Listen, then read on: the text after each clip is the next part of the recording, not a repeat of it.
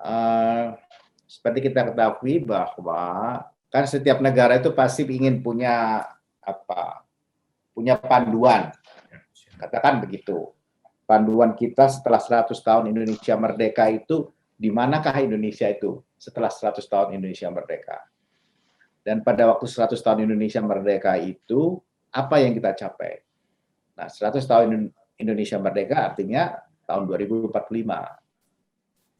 Nah, kemudian kita mencoba menghitung berbasis pada angka tahun 2015. Jadi kalau tahun 2015 kita ambil trajektorinya dengan tingkat pertumbuhan rata-rata 5,7%, ya, dan pada segmen tertentu itu bisa sampai 6,2%, 2020, 2025, 2025, 2030, sampai 2035 itu tinggi terus. Maka kira-kira rata-rata itu sampai dengan tahun 2045, selama 30 tahun, kita akan tumbuh rata-rata 5,7%, dan PDB per kapita, ya, PDB real kita per kapita itu ya sekitar 5%. Pada tahun 2045 kira-kira akan mencapai 7, sekian, 3 triliun US dollar secara total. Nah, pada saat itu kalau kita bagi terhadap jumlah penduduk yang ada pada waktu itu dengan tingkat pertumbuhan penduduk yang kita perhitungkan, maka PDB per kapita kita akan mencapai 23.199 atau 23.200 dolar. Artinya kita sudah menjadi negara maju, negara ekonomi. Kita juga punya PR. PR kita adalah PR untuk bagaimana kita graduasi dari middle income trap.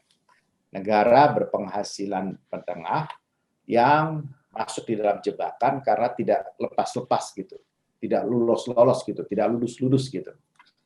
Nah, karena ada waktunya maksimum itu 28 tahun menurut sebuah studi, dan kita sudah lebih dari 28 tahun. Dalam hitungan ini, kita sebenarnya pada waktu tahun lalu, kita sebenarnya sudah menembus di angka 4 ribuan. Artinya kita sudah lolos dari middle income yang lower. Jadi middle income itu ada dua, ada lower middle income, ada upper middle income. Jadi tingkat pendapatan per kapita penduduk di dunia itu rata-rata di sebuah negara dihitung low income, middle income, dan high economy. Nah, di middle income dibelah dua, lower middle income dan upper middle income. Dalam hitungan kita, sebenarnya pada tahun 2020 kita sudah mencapai apa yang disebut dengan upper middle income.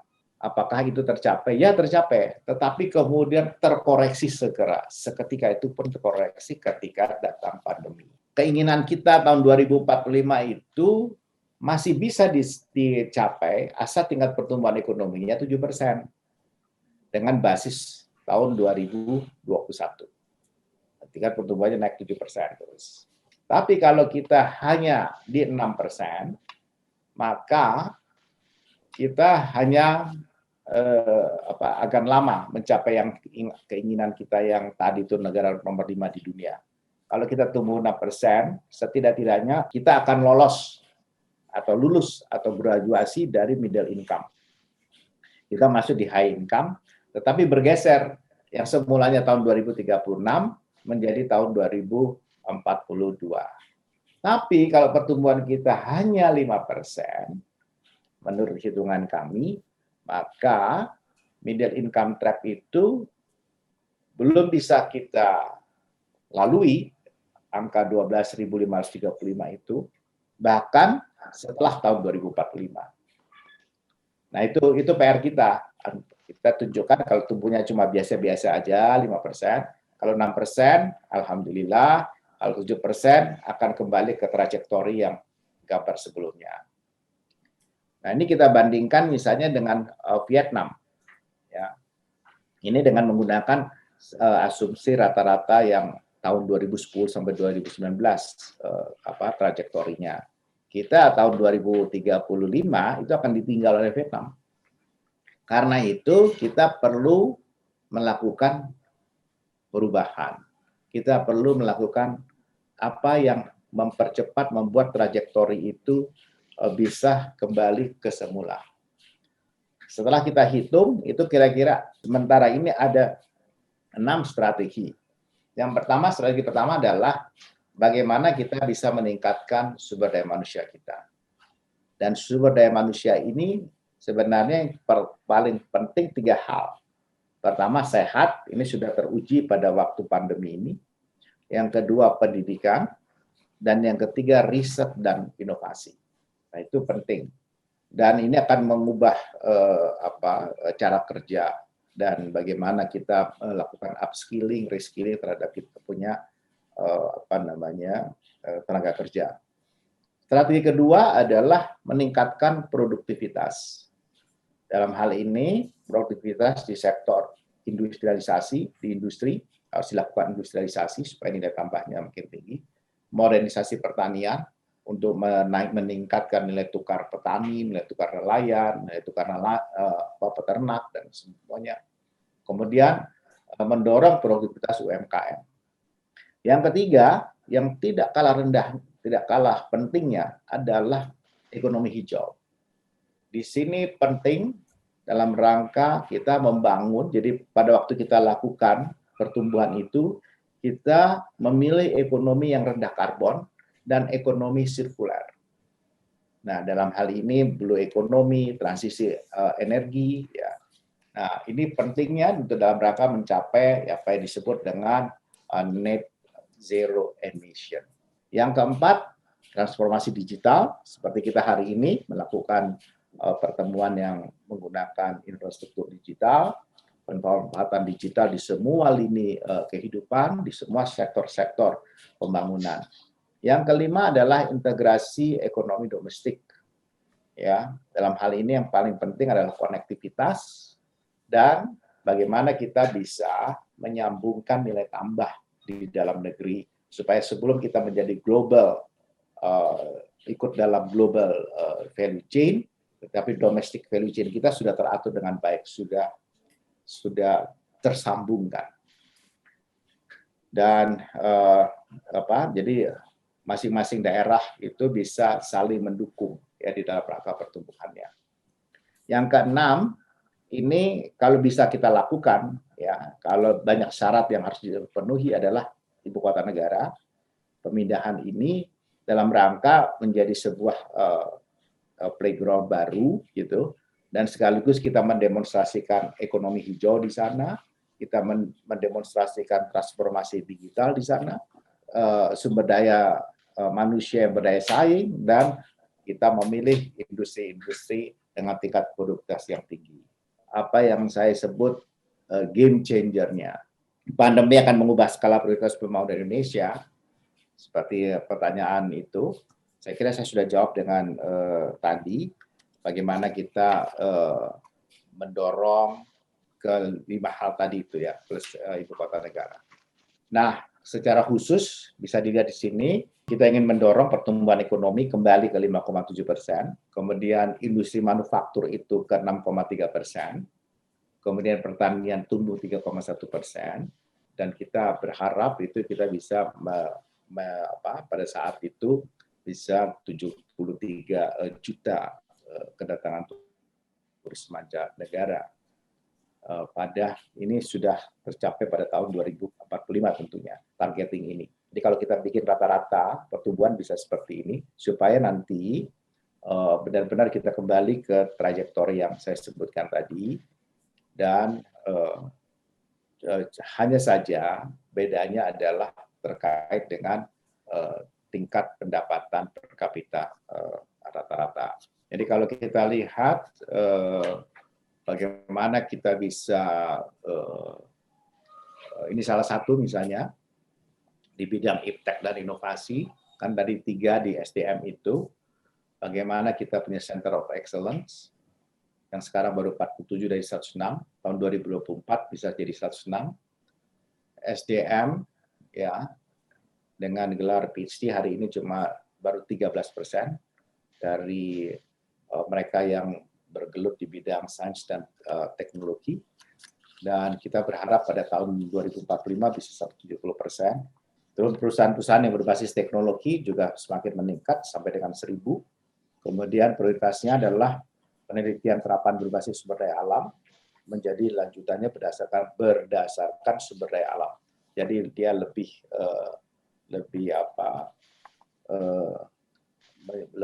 pada rekayasa. Kemudian yang paling tinggi kalau kita bisa sampai di advanced pilot research.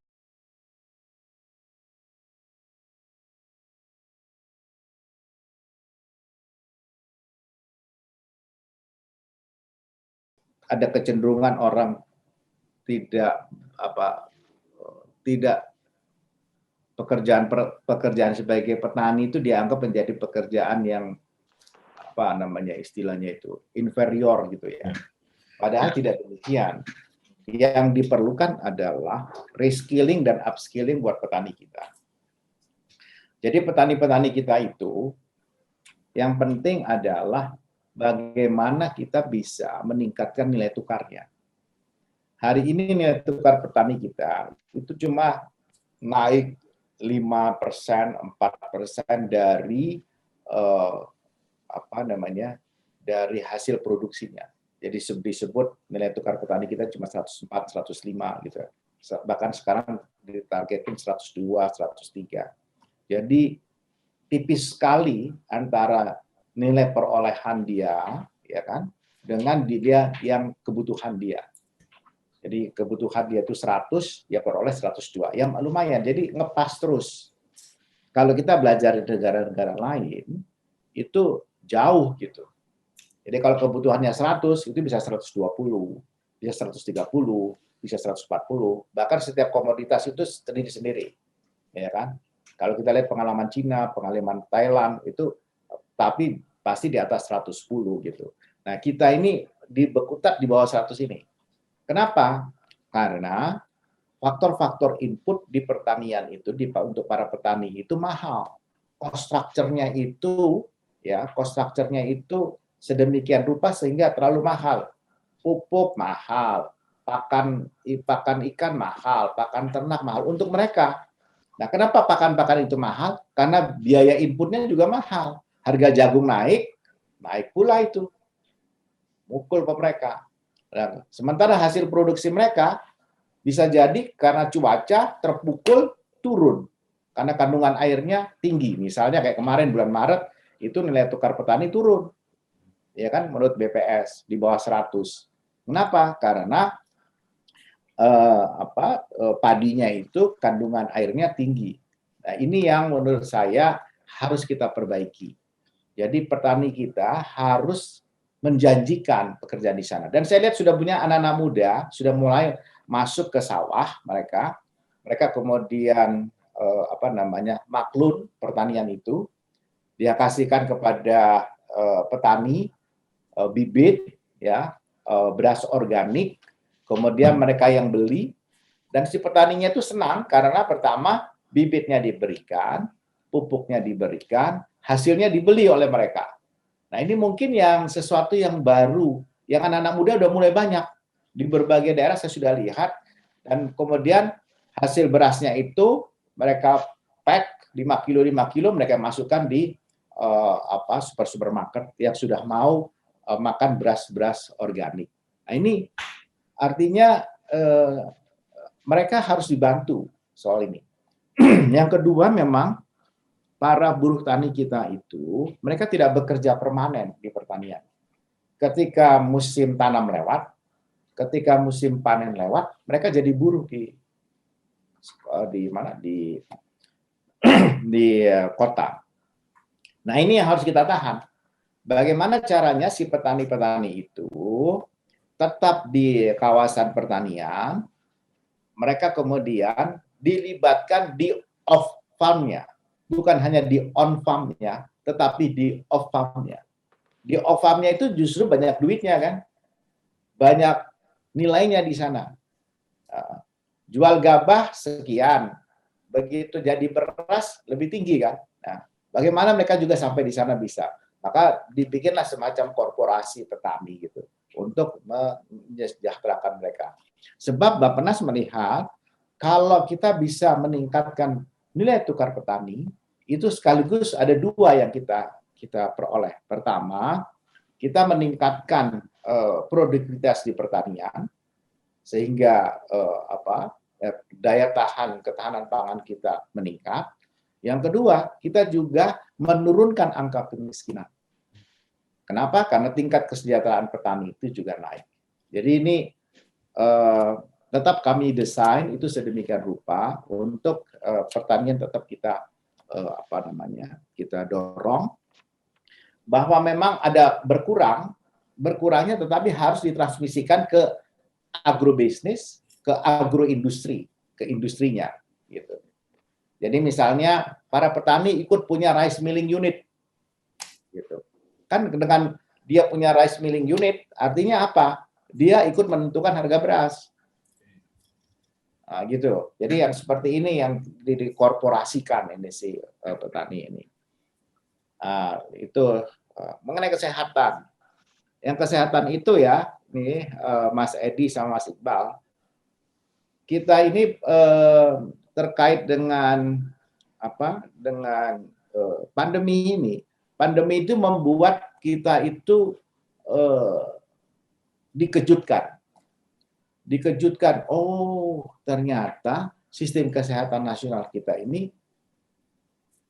kurang sangat rentan kalau diserbu dengan pandemi gitu. Nah, untuk itu maka kita mencoba men-structure persoalan kesehatan kita. Oh, ternyata persoalan kesehatan kita itu banyak masalahnya. Itu. Contoh, di Indonesia ini kita nomor 3 di dunia soal TB, tuberkulosis. Ya. Dan kita ingin menurunkan insidensi dari kasus TBC. TBC sekarang itu sekarang ada 314 per 100.000 penduduk, kita ingin turunkan menjadi 231. Kemudian yang kita mau kalau bisa ini untuk sampai tahun 2022 saja. Dan kita ingin misalnya mengeliminasi malaria. Sekarang baru 300 kabupaten kota. Kita mau naikkan menjadi 365. Sampai kemudian nanti seluruh kabupaten kota di Indonesia. Yang lucu kita juga soal kusta. Kusta ini kita menjadi nomor 3 lagi di dunia. Padahal tahun 80-an kita pernah memproklamasikan bebas kusta. Nah, saat ini sudah ada 382 kabupaten kota yang tereliminasi. Kita berharap 2022 ini kusta sudah tidak ada. Nah, yang berikutnya juga isu penting adalah terkait dengan stunting, angka kematian ibu, dan imunisasi. Imunisasi dasar lengkap kita itu hari ini baru 57%. Jadi dari 100 bayi di bawah usia 2 tahun dan kemudian bawah 5 tahun, itu baru 57% secara nasional. Nah, harusnya sudah 100%.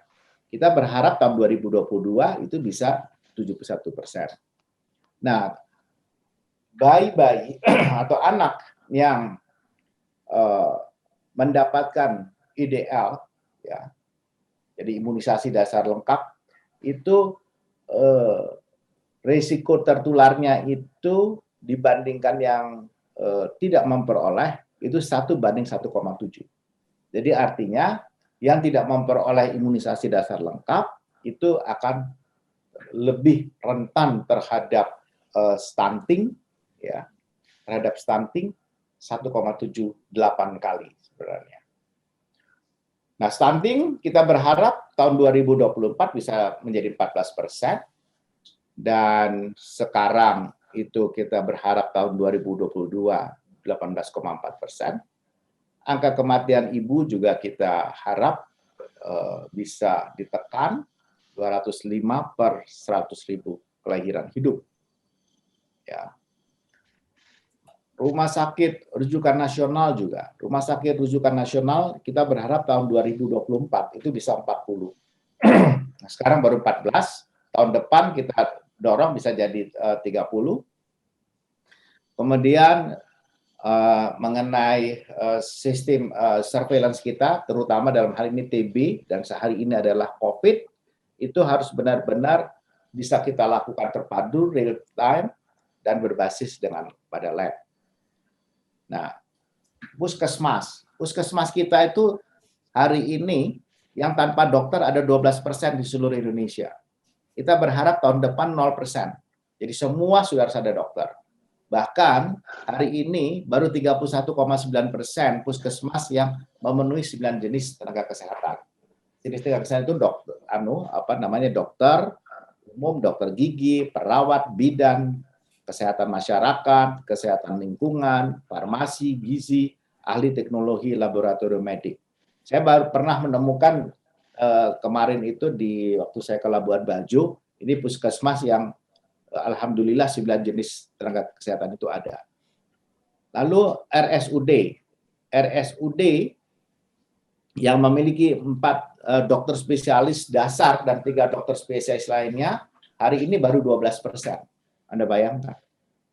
4 dokter spesialis dasar itu yang penting, penyakit dalam, anak, bedah, obstetri, dan ginekologi. Ya. Kemudian 3 dokter spesialis lainnya tentu adalah anestesi. Karena kalau ada bedah pasti ada anestesi. Kemudian juga kalau ada bedah juga ada patologi, ada radiologi. Jadi ini nggak semua RSUD ya, baru 12%. Ini kenaikan yang kita minta tahun 2022 80%. Karena saya mau mengejar 2024 itu 100%. Fasilitas kesehatan tingkat pertama yang terakreditasi secara nasional itu harus 80%. Sekarang baru 40%. Kemudian terakreditasi rumah sakit yang itu tadi tingkat pertama, kalau rumah sakit umum biasa ya tingkat A itu harusnya sudah 90%. Sekarang baru 63%. Belum lagi kalau kita hitung dengan terakreditasi secara internasional. Bantuan pendidikan dokter spesialis ini juga kita mau dorong sampai dengan 3.500 orang. Jadi apa yang ingin kita lakukan adalah bagaimana kita bisa mencapai yang disebut dengan universal health care. Universal health care ini nanti ujungnya adalah tingkat ekspektasi.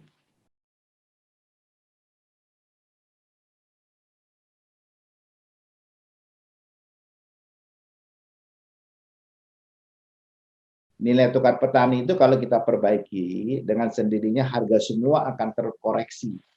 Dan kalau terkoreksi, pasti akan kompetitif secara internasional. Saya kasih contoh. Nilai tukar peternak kita itu rendah. Nilai tukar peternak kita rendah.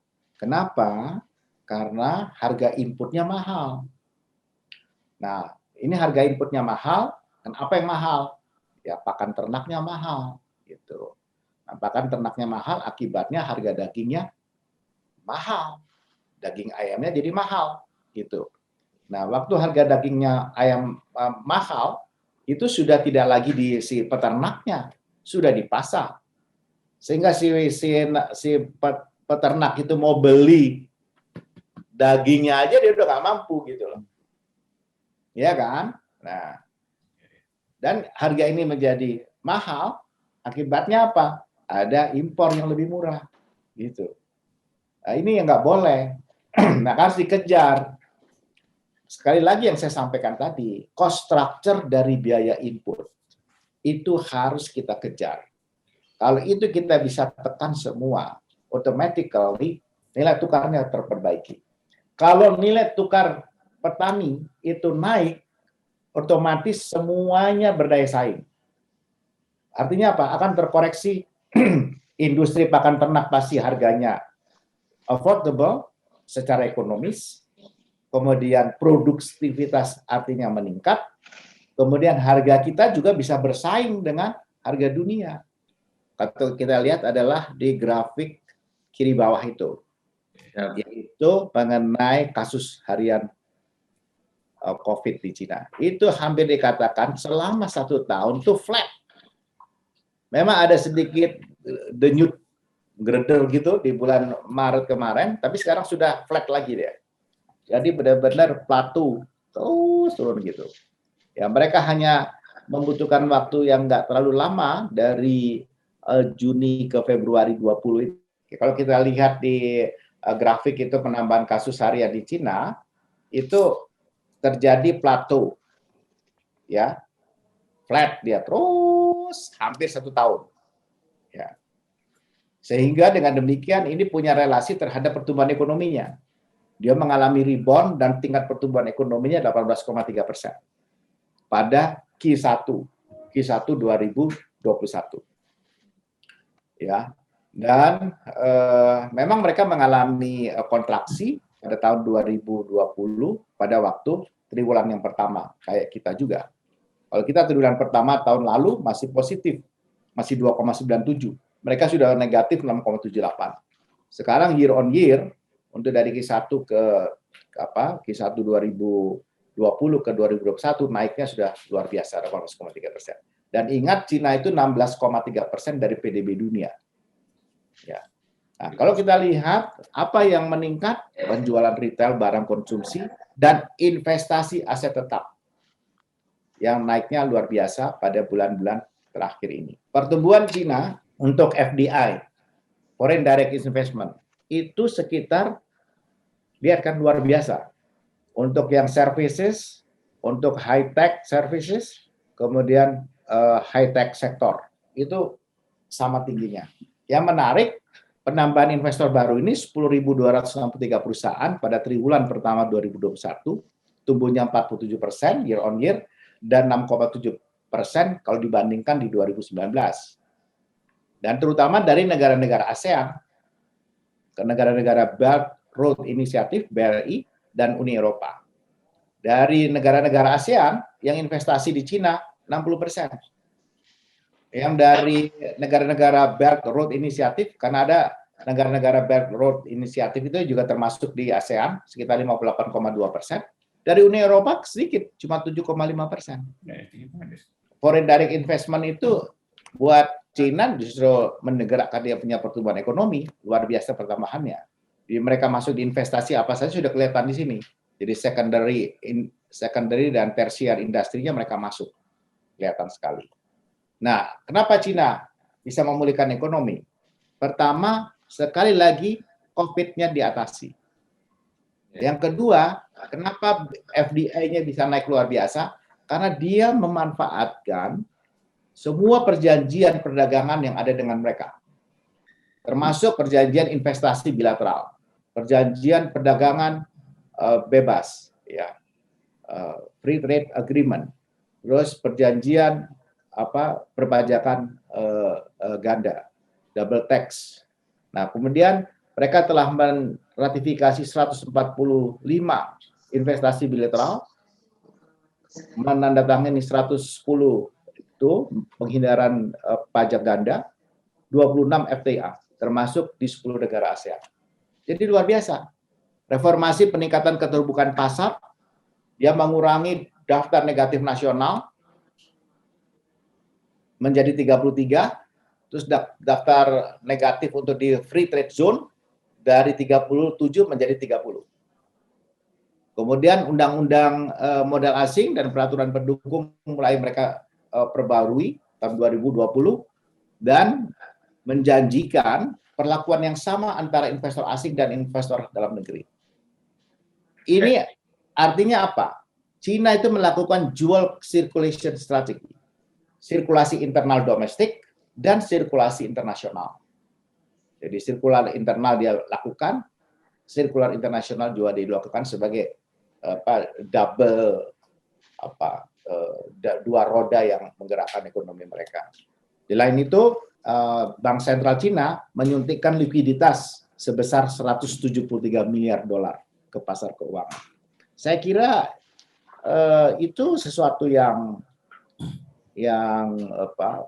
perlu kita buka, kita dorong, tapi terutama investasi-investasi yang terkait dengan ekonomi sirkular, terkait dengan blue economy, green economy, kemudian terkait dengan hilirisasi industri dan seterusnya dalam rangka meningkatkan produktivitas industri manufaktur kita. Itu it's okay.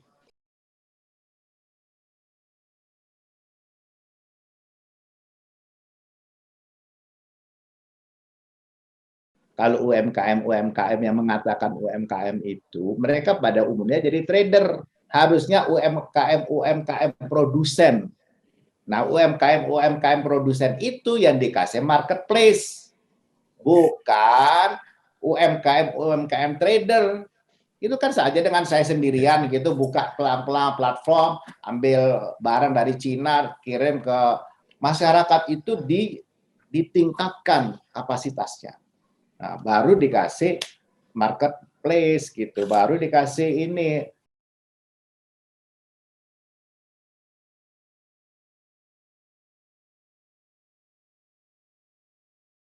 Kalau di sana memang untuk mengatasi itu langsung dipimpin oleh Jinping, presiden kan. Presiden Cina itu bagaimana mengatasi kemiskinan, dia sendiri yang memimpin. Itu sebenarnya dua hal yang berbeda di kita dengan otonomi daerah.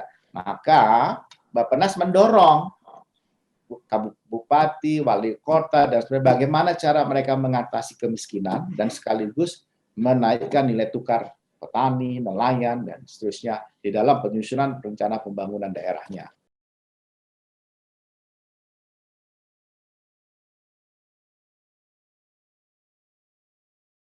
Oh iya, untuk menangani kemiskinan ekstrim ya, kami diminta untuk terus bagaimana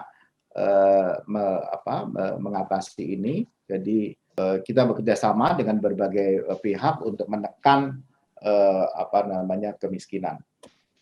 Ya tentu kita bekerja karena kita hanya di bagian perencanaan, Mas Edi, kita bukan di eksekusinya gitu. Jadi kalau desain master plan, merancang policy option seperti apa, ya kita bisa lakukan. Tapi begitu eksekusi kan kita akan bergantung pada yang lain.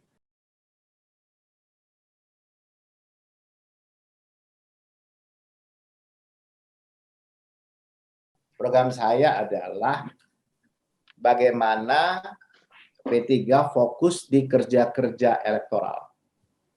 Dan kerja-kerja elektoral itu artinya memastikan kepada publik bahwa P3 itu masih bisa diterima. Bahwa P3 itu bisa menjawab masalah-masalah yang dihadapi oleh masyarakat. Jadi dengan kerja-kerja elektoral itu, kami mengenalkan tagline yang disebut dengan merawat persatuan dengan pembangunan. Orang yang lapar, bagaimana mau diajak guyup? Orang yang tidak punya pekerjaan, bagaimana mau diajak, ayo bareng-bareng bersatu, nggak mau. Ya. Orang harus kenyang, harus bisa nyanyi-nyanyi, dapat pekerjaan yang tetap, barulah mereka bisa bersama, bisa guyup begitu. Makanya saya katakan merawat persatuan itu dengan pembangunan. Sebagaimana kita mau merawat, kita punya kebudayaan itu dengan pariwisata.